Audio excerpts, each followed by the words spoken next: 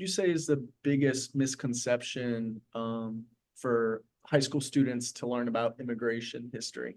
I want to talk about two, because I think that in some ways, the biggest misconception, specific misconception, is the idea that immigrants take American jobs. And that's why I titled my book about that. They take our jobs, and other myths about immigration. But I think a kind of a deeper and more structural myth that we believe that it's important to question is something that I often quote President Obama saying, but I'm sure all of you have heard it in many different contexts as well. Like, this is a country that has always welcomed immigrants. How many people have heard something like that, whether from Obama or from somebody else? We've always welcomed immigrants here.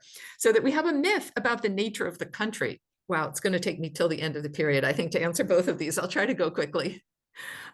So about immigrants taking American jobs, or taking our jobs in some way. Adding immigrants to the population has the similar but not identical effects on the economy as adding other people to the population. So like right now, Massachusetts is losing population. The birth rate has gone down and people are leaving Massachusetts. It's incredibly expensive to live here. That's terrible for the economy. Like when people leave or when the population shrinks, there aren't enough people to work. There aren't enough people to consume. Schools close, businesses close. The economy collapses when the population declines.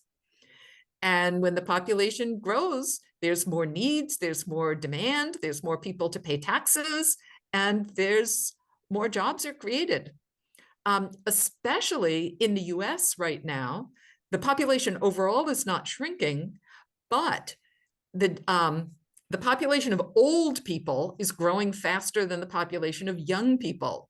So all of these people of my generation and above are retiring. Old people create a lot of demand for needs. Like, they're not working, but they need healthcare.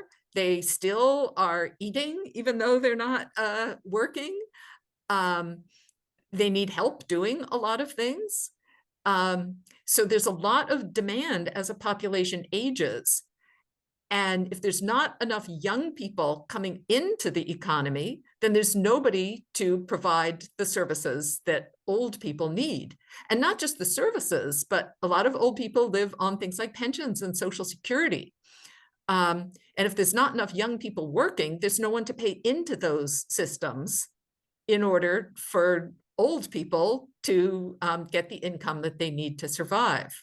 So to say that immigrants take American jobs is as irrational as saying that nobody should have children because those children are going to take jobs someday. No, we need people to do jobs. And the more people there are, the more need there is for people to do jobs. So it's just a really twisted argument, I think. Are we a country that has always welcomed immigrants? Well, kind of. I think there's one word missing in that we are a country that has always welcomed immigrants, and that is the word white. We are a country that has always welcomed white immigrants.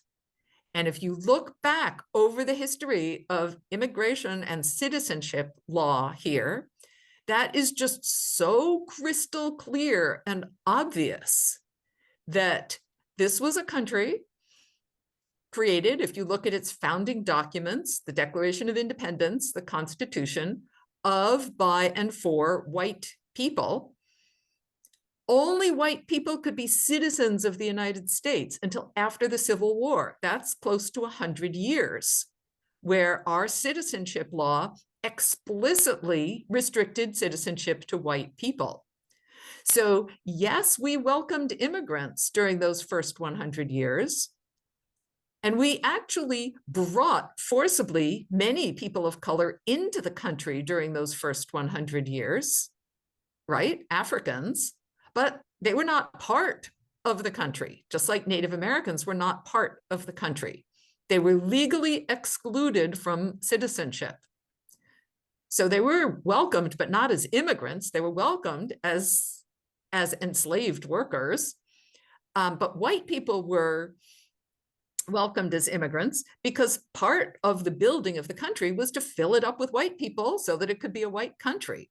And it's really not until after the Civil War, when citizenship is opened up and citizenship by birth is created, so that anybody who's born in the United States is a citizen, regardless of race, that immigration law even becomes a thing. So yes, the country welcomed immigrants when it went without saying that immigrants meant white people.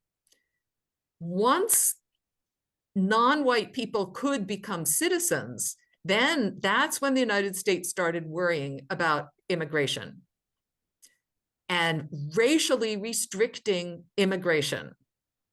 And that started almost as soon as the 14th Amendment was passed, racial restrictions on immigration to make sure that the citizenship remained white and that people of color couldn't take advantage of this new citizenship by birth. So the Chinese are excluded. And that's also when we start seeing large-scale deportations of Mexicans. That is, a lot of Mexicans were also crossing the border at the same time in the late, the period after the Civil War.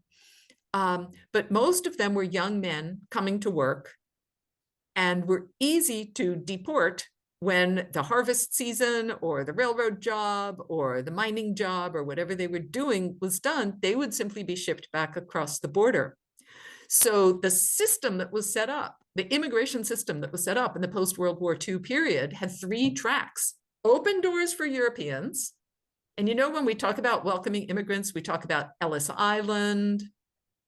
We talk about European immigrants coming in, because at the very same time, that was one track. The second track was Chinese, completely closed door on the West Coast. There's no Ellis Island on the West Coast.